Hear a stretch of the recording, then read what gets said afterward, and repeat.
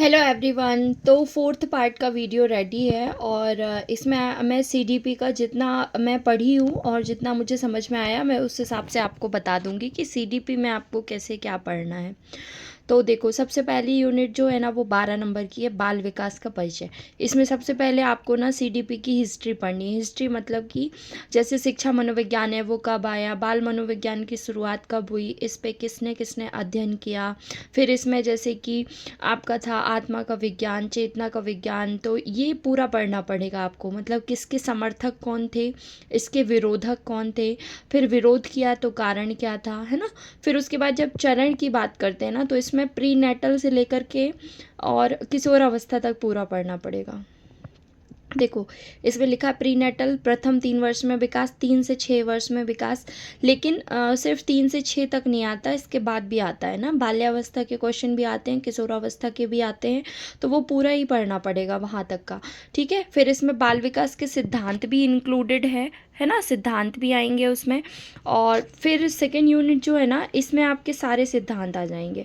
एक तो इसमें अधिगम आ जाएगा। अधिगम वाले जो सिद्धांत है सारे, संज्ञानात्मक, गयात्मक, शारीरिक, सामाजिक, भावनात्मक। और इसमें कुछ टॉपिक ऐसे भी हैं जो इसमें सिलेबस में नहीं दिए पर उससे बहुत क्वेश्चंस आए, जैसे होम बेस्ड लर्निंग से बहुत सारे क्वेश्चन थे पीवाईक्यू में। तो कुछ ऐसे टॉपिक भी हैं छोटे छोटे, वो पढ़ना पड़ेगा, है ना। शाला पूर्व शिक्षा मतलब ये प्री स्कूल एजुकेशन को लेकर के है। तो ये आपका 12 नंबर की यूनिट ये वाली है ना। इसके अंदर ही आपके सिद्धांत आएंगे। और तीसरी यूनिट जो है ना विशेष आवश्यकता वाले बच्चे, ये बहुत अच्छे से कर लेना। ये 10 नंबर की यूनिट है ना और ये सीधे सीधे 10 नंबर देती है आपको। मतलब इसमें क्या पढ़ना है, एक तो सब संस्थाएं आपको पता है वो 9 से 10 संस्था ही है ना। कौन सी कहाँ पर है, जैसे दृष्टि बाधित है देहरादून में है ना। ये पूरी संस्थाएं आप पढ़ लेना, कहाँ पर है, किसका कार्यालय कहाँ पर है। और पहचान, जैसे कि विशेष आवश्यकता वाले बच्चे जो हैं उनके लिए कौन कौन से टेस्ट होते हैं, है ना। दृष्टि बाधित बच्चों के लिए क्या क्या टेस्ट होते हैं, श्रवण बाधित वालों के लिए क्या टेस्ट होते हैं, किस रेंज में उनको श्रवण बाधित बच्चे की कैटेगरी में रखेंगे। फिर सुविधाएं, उनके लिए कहाँ पर कौन सी संस्था खोली गई है, वो गवर्नमेंट है नॉन गवर्नमेंट है।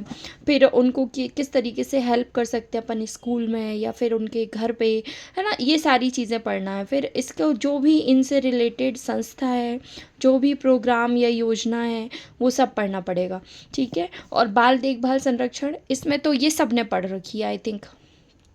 इसका बहुत सारे कोचिंग वालों ने वीडियो करा रखे हैं और मैराथन पड़ी है। ये बाल देखभाल एवं संरक्षण यूट्यूब पे सर्च कर लेना, मिल जाएगा, है ना।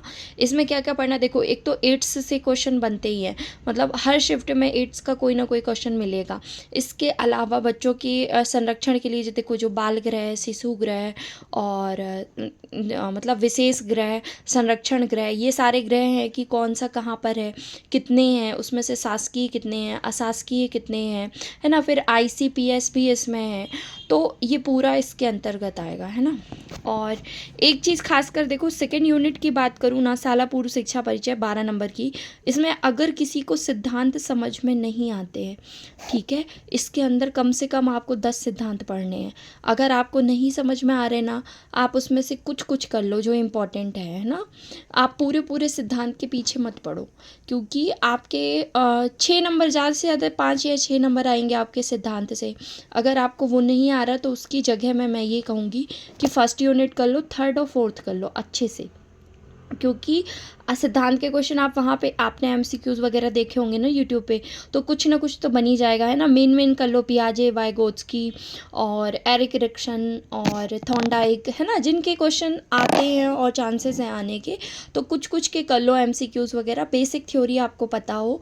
क्योंकि पता है सिद्धांत आप कितना भी पढ़ो ना, वो 2 ऑप्शन एलिमिनेट करने के बाद लास्ट 2 ऑप्शन में ना बहुत गलती होती है, मतलब अभी भी मुझसे भी हो जाती है। तो आप ये कोशिश करो कि बाकी पार्ट बहुत अच्छा हो जाए आपका। ठीक है।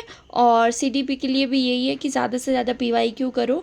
और विनर्स की बहुत सारी क्लासेस है, सत्यादि की भी हैं और दूसरी कोचिंग की भी है, बहुत सारी मैराथन पड़ी हुई है। तो आप सबसे पहले पीवाईक्यू कर लो और उसके बाद आप अगर क्लास देख चुके हो तो उनको रिवाइज़ कर लो, है ना। मतलब पहले थ्योरी पार्ट कर लो, उसके बाद आप एमसीक्यूज़ का कर लो, आपका हो जाएगा।